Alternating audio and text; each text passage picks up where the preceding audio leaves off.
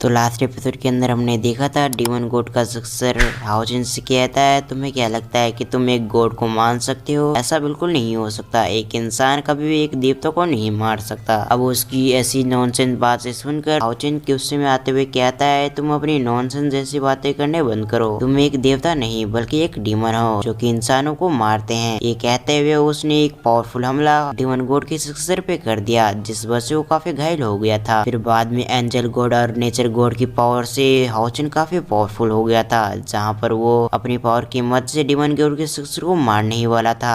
तभी हमें दिखाया जाता है डीमन गॉड का सक्सेसर मरा नहीं था बल्कि डीमन गॉड ने उसे बचा लिया होता है। वो अपने फादर से एक और मौका मांगने की कोशिश करता है, लेकिन उसका फादर जो कि उससे काफी ज्यादा प्यार करता था उससे कहता है नहीं अब तुम नहीं जाओगे बल्कि मैं जाऊंगा। हम स्टार गॉड को देखते हैं जो कि अपना भविष्यवाणी करता है जैसा हम सोच रहे थे वैसे ही हो रहा है। अब यह सुनकर वो डीमन लॉर्ड कहता है ठीक है फिर अब मेरे जाने का समय आ चुका है। उसके ये कहते ही हमारा सीन चेंज हो गया। अब इस प्रीव्यू के स्टार्टिंग में हमें हाओजिन और हाओजिन के दोस्तों को दिखाया जाता है। अब वहाँ जगह डिसबैलेंस होने लगा। अब यह देखकर सभी लोग हैरान हो गए थे आखिर यहाँ पर कौन आ रहा है। उन्हें इतना तो समझ में आ रहा था कि यहाँ पर जो भी व्यक्ति आ रहा है वो काफी पावरफुल है जिस वजह से वो काफी परेशान हो रहे थे। वो सभी अपने आप को सही से बैलेंस नहीं कर पा रहे होते हैं। तभी वहाँ पर एक पोर्टल के थ्रू डीमन गॉड की ड्रैगन आ जाता है। अब डीमन गॉड का ड्रैगन को देखकर सभी लोग हैरान हो गए थे। उन्हें यह बिल्कुल भी समझ में नहीं आ रहा था आखिर यहाँ पर डीमन गॉड का ड्रैगन कैसे आ सकते हैं। अब इस वजह से वो सभी और परेशान हो गए थे। उन्हें इस बात का डर था कि यहाँ पर डीमन गॉड ना आ जाए, नहीं तो उन सभी के लिए काफी परेशानी हो जाएगी क्योंकि अभी किसी में कोई भी इतना ताकतवर नहीं था कि वो डीमन गॉड से मुकाबला कर सके। और कुछ लोग तो सामने की तरफ भी सही से देख भी नहीं पा रहे थे क्योंकि वहाँ पर काफी मात्रा में स्पिरिचुअल एनर्जी भर चुकी थी जिस वजह से उन्हें अपने आप को बैलेंस रखने में काफी मुश्किलों का सामना करना पड़ रहा था। दूसरी तरफ हाओजिन को समझ में आ चुका था कि यहाँ पर जरूर डीमन गॉड आ रहा है क्योंकि ये ड्रैगन उसने पहले भी देख रखा था जिस वजह से उसे पता होता है कि ये ड्रैगन डीमन गॉड के हैं और इनका आने का मतलब है डीमन गॉड खुद आ रहे हैं जिस वजह से वो परेशान और हैरान हो गया था।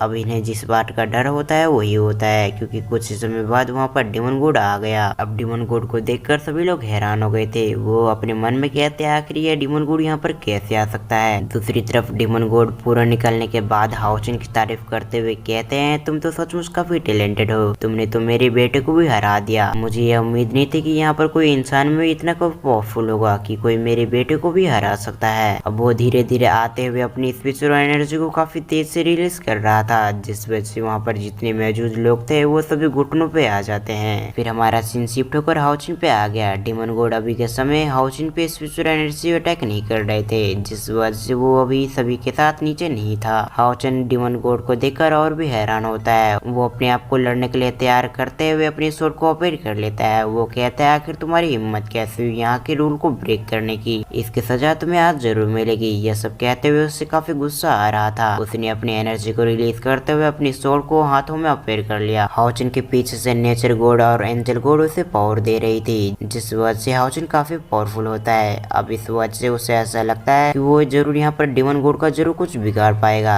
क्योंकि ये एंजल गॉड और नेचर गॉड काफी पावरफुल है। दूसरी तरफ एंजल गॉड और नेचर गॉड लगातार डीमन गॉड की तरफ देख रही थी। अब उन दोनों को वहाँ पर देखकर डीमन गॉड भी हैरान होते हैं। वो हैरान होते हुए अपने मन में कहते हैं ये बच्चा तो सचमुच काफी टैलेंटेड है और साथ ही साथ इसे तो नेचर गॉड और एंजल गॉड भी सपोर्ट कर रही है जिस वजह से इससे लड़की की पावर बहुत ज्यादा हो चुकी है मगर इतनी भी नहीं कि वो मेरा सामना कर सके। हाओजिन डीमन गॉड से कहता है तुम अपने आप को गॉड मत समझो, तुम कोई गॉड नहीं हो कि तुम जो भी चाहोगे वो मिल जाएगा। अब हाओजिन की बात सुनने के बाद डीमन गॉड कहते हैं मैं एक गॉड हूँ, जो भी मैं चाहता हूँ वो हो सकता है, मुझे रोकने वाला इस दुनिया में कोई भी नहीं है। जिस वजह से अगर तुम्हें ऐसा लगता है कि तुम अपनी मामूली पावर से मुझे रोक सकते हो तो ये तुम्हारी बस गलतफहमी है। अब डीमन गॉड की ऐसी बातें सुनकर हाओजिन गुस्से से लाल हो चुका था। वो अपने स्वord को लेकर काफी गुस्से में डीमन गॉड को मारने के लिए उसकी तरफ बढ़ रहा होता है। लेकिन हम दूसरी तरफ डीमन गॉड को देखते हैं जो कि हाओजिन से कहता है तुम्हारी पावर बहुत ज्यादा है मगर इतनी नहीं कि तुम मुझे मार सको।